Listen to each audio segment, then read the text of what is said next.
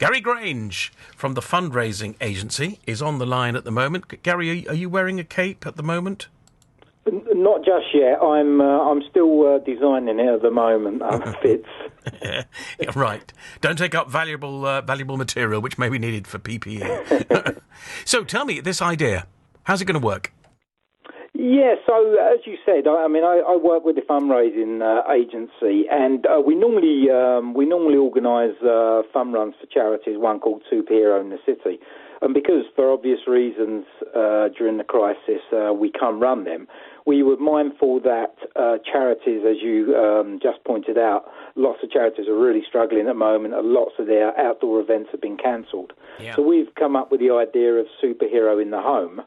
And basically it's just asking people to get involved, have some fun, and obviously we were all looking for things to do during lockdown because it can get quite monotonous. So we're asking them to, as you said, set themselves an indoor challenge, dress up as a superhero, write a poem about their personal superhero. So we've given them, we're asking people to do lots of different things, and ideally to then make a donation or raise some money for the many charities that are taking part. If you've got an area, well, any size area, you can do something, which is a great idea. Obviously, spreading 1,000 tons of dung might be a bit of a challenge to most people, but it's been done, and he raised a lot of money for Click Sergeant. That's superb. How do we? Yeah, brilliant. Yes, exactly. I think that's the point. I mean, people. I mean, the UK public never cease to amaze me in terms of their generosity and their creativity. So I think we just want to bring that to the fore in a safe way. And, I mean, we've got charities, as I said, like the NHS Charities Together, Feed the Front Line, charities like Hospice UK, Together for Short Lives. We've got so many different charities involved.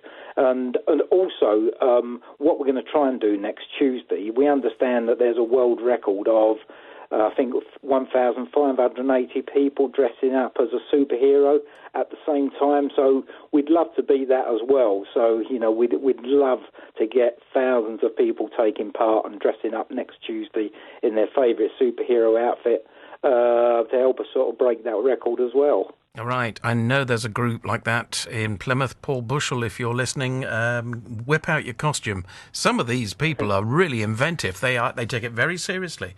So the actual day itself, National Superhero Day, is when?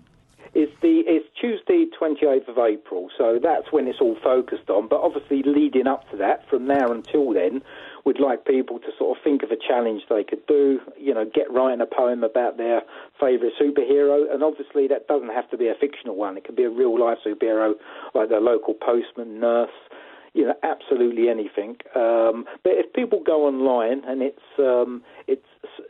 superherointhehome.co.uk, we've got resources on there as well, so they can download a virtual medal after the event, a virtual certificate, which we'd love them to print off, put in their window to show their neighbours and friends that they're taking part. So there's lots of ways they can get involved, and we give a number of ideas on there as well. But as you say, people are just so creative. I'm sure we'll be amazed at some of the things people do. Yeah, I'm just looking at it now. You can also download your own superhero medal. You must award yourself at the end of your challenge. That's lovely. Yeah, exactly. Yeah, and we know, especially sort of young children, they like to have a sort of small reward for taking part. And we just I just sort of urge your listeners, if they can, to get involved. As I said, it'll give them and their families something to do over the next week, and certainly on the day.